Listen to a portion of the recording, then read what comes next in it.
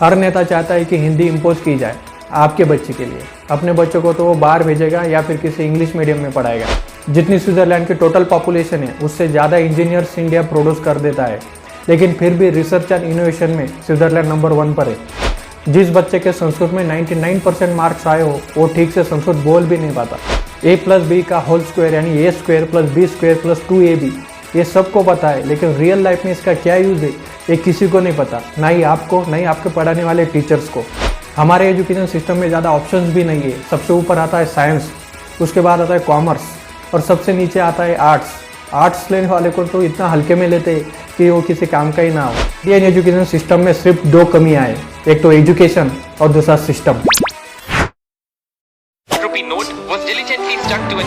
हैरानी की बात यह है कि टॉपर रूबी को ये तक नहीं पता कि इंटर की परीक्षा 6 अंकों की नहीं बल्कि 5 अंकों की होती है। Of those taking these exams, not hesitating to even climb school and college buildings to pass on kids to the exam. से इतना डरेगा तो क्या खाक जिएगा? These are India's young people who are supposed to fuel the country's economy. मेरा नाम मोहित कुमार है। मैं बठिंडा पे रेलवे स्टेशन में कुली का काम कर रहा हूँ। मैं बीटेक की हुई है मैंने। सरकारी नौकरी प्राप्त करना मुश्किल है। स्कूल के बाहर जब जिंदगी इम्तिहान लेती है तो सब्जेक्ट वाइज नहीं लेती। इंडियन एजुकेशन सिस्टम इस देश की रीढ़ की हड्डी का सबसे खोखला हिस्सा।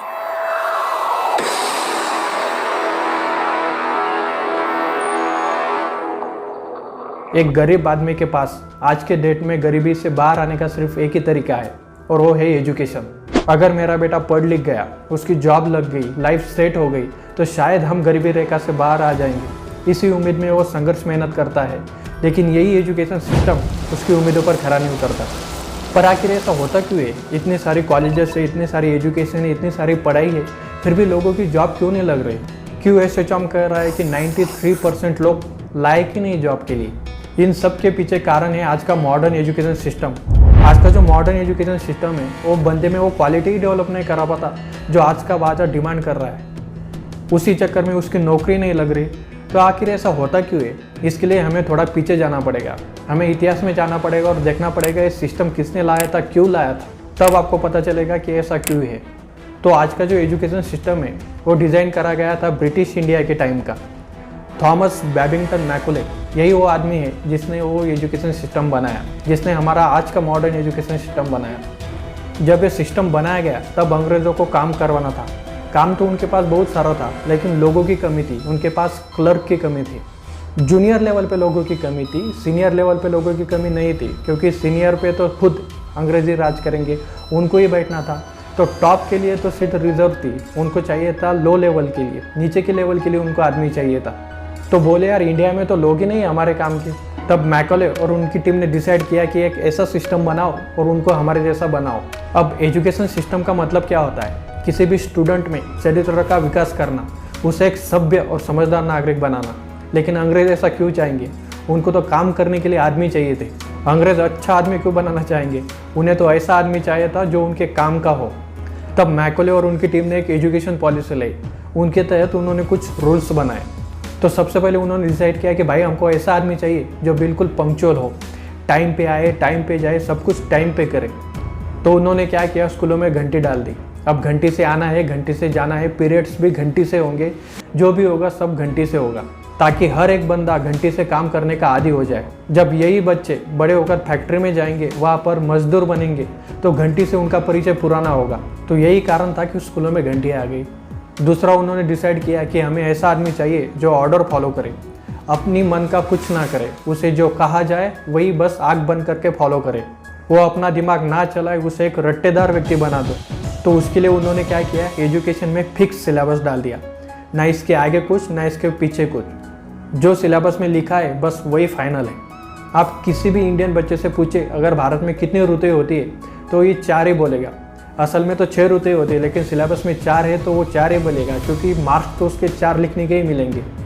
कुल मिलाकर अंग्रेज़ों को ऐसे एम्प्लॉय चाहिए थे जो अपना ऑर्डर फॉलो करे, अपने मन का कुछ भी ना करे। तीसरा उन्होंने डिसाइड किया कि बच्चों में लीडरशिप की क्वालिटी नहीं आनी चाहिए, क्योंकि आगे जाकर पता चला कि यही बच्चे आगे जाकर हमारे ही खिलाफ खड़े हो गए। हमें एक स्ट्रॉन्ग पर्सनैलिटी नहीं बल्कि एक ऑर्डर फॉलो करने वाली पर्सनैलिटी चाहिए। तो उन्होंने क्या किया, बच्चों में करा दी कॉम्पिटिशन। तो इसकी वजह से क्या होता है कि बच्चों में कोलैबोरेशन ही नहीं हो पाती। तो क्या होता है कि क्लास में 50 बच्चे लेकिन टॉपर तो एक ही है, लेकिन वो दूसरों की मदद क्यों करेगा? क्योंकि दूसरों की मदद करेगा तो वो भी उसके बराबर आ जाएंगे। ये सारी चीज़ें अंग्रेज़ों ने आपके अंदर डेवलप कराई गई है। आज 5 साल पुराना फ़ोन भी आउटडेटेड माना जाता है, लेकिन हमारा एजुकेशन सिस्टम बस थोड़े से चेंजेस के साथ ऐसे ही चला जा रहा है। अगर आप एक कॉलेज या फिर स्कूल के स्टूडेंट हो और मैं आपसे पूछूं कि आप फ्यूचर में क्या करना चाहेंगे, तब मैं गारंटी देता हूं कि आप में से 90% लोगों का जवाब होगा कि आप डॉक्टर्स, इंजीनियर्स, MBA या फिर सरकारी नौकरी करना चाहेंगे। इन्हीं 4 ऑप्शन में आपकी चॉइसेस छुपी हुई है और मैं ये भी गारंटी के साथ कह सकता हूँ कि आप में से 90% लोग bee keeper, wedding planner, palaeontologist, tea tester, meteorologist, audio engineer, art therapist, ethical hacker, ornithologist नहीं बनना चाहता। बेसिकली हम वही करना चाहते हैं जो हमारे आसपास के लोग कर रहे हो। ज़रा खुद ही सोच कर देखिए, Indian statistical institute one of the premier institute में से एक, क्या आप वहाँ पर पढ़ना चाहेंगे जहाँ पर जो एनुअल सैलरी जो होती है वो 20 लाख पर एनम होती है? नहीं, लेकिन आप IIT करेंगे क्योंकि हर कोई IIT करना चाहता है। हम वही करना चाहते हैं जो बाकी सब कर रहे हैं। इसके अलावा एक और बायस होता है जो होता है एम्बिग्यूटी इफेक्ट। अगर आपके पास 2 ऑप्शन हो, पहला ऑप्शन है कि जिसमें आपको प्रोबेबिलिटी पता है सिलेक्शन की क्या है, और दूसरा ऑप्शन है जहाँ पर आपको प्रोबेबिलिटी नहीं पता है सिलेक्शन की क्या है। फॉर एग्जाम्पल, पहला ऑप्शन है गवर्नमेंट जॉब, जहाँ पर आपको सिलेक्शन की प्रोबेबिलिटी पता है 1/300, यानी 300 में से सिर्फ एक सिलेक्ट होगा। और दूसरा ऑप्शन है ग्राफिक डिज़ाइनर, जहाँ पर आपको प्रोबेबिलिटी नहीं पता है सिलेक्शन की। तो रिसर्च ने यह दिखाया है कि इंसान ज़्यादातर उस ऑप्शन को चूज़ करना प्रेफर करता है जिसकी प्रोबेबिलिटी उसे पहले से पता हो, चाहे वो कितनी भी कम हो। हमारा दिमाग प्रीफर करता है कि हमें एस्टिमेटेड ऑफ गेसेस ना लगाना पड़े।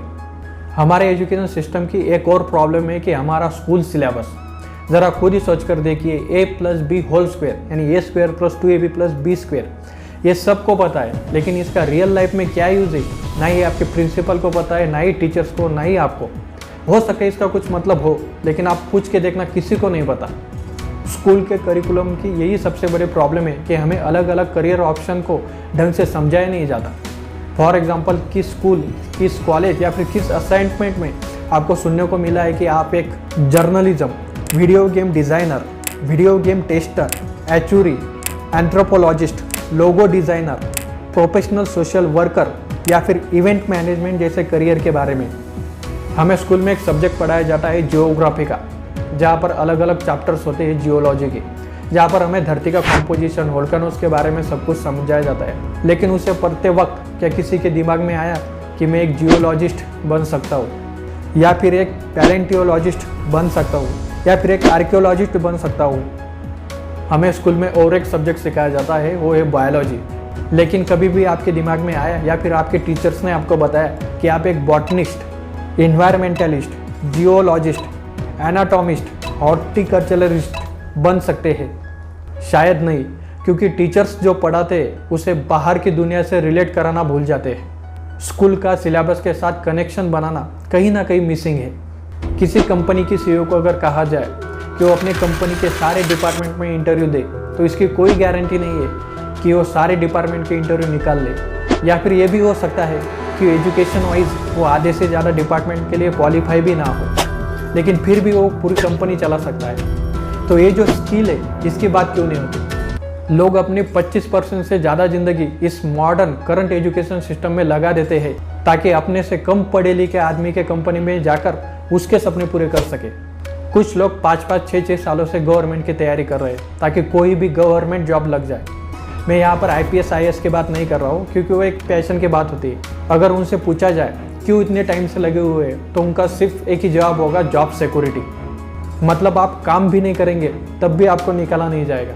ये सारी काम चोरी वाली बातें माइंड में इसीलिए आती है ताकि हमारा जो करंट मॉडर्न एजुकेशन सिस्टम है वो हम इतना कॉन्फिडेंस ही नहीं देता कि हम अपने स्किल पर कहीं जाकर जॉब कर सके और हमें निकालने का डर ना हो।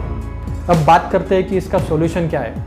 देखो यार, रियलिटी तो यही है कि ये सिस्टम इतनी जल्दी तो बदलने नहीं वाला। सिस्टम अपने टाइम के साथ बदलेगा, लेकिन आपको बदलना अभी है। मेरे या आपके कहने से कुछ भी बदलने वाला नहीं है। सुधरना आपको है, पेरेंट्स को है, खुद स्टूडेंट को है। तो आप ये जो किताबी एजुकेशन है उससे ज़्यादा प्रैक्टिकल पे ज़्यादा ध्यान दीजिए। मैं ये बिल्कुल भी नहीं कह रहा कि स्कूल या कॉलेज को छोड़ दो, लेकिन जितना भी वेटेज आपने स्कूल कॉलेज के सिलेबस को अपने दिमाग में दे रखा है ना, उतना मत दो। दोस्तों, ये वीडियो काफ़ी स्पेशल है क्योंकि कुछ तो लोग होंगे जो इस वीडियो को देखकर कुछ ना कुछ समझेंगे। तो आपको ये वीडियो कैसा लगा कमेंट में ज़रूर बताएगा। मिलते हैं अगले वीडियो में। ऐसे ही वीडियो देखने के लिए चैनल को सब्सक्राइब करना ना भूलें। मिलते हैं अगले वीडियो में, तब तक के लिए bye bye and have a nice day.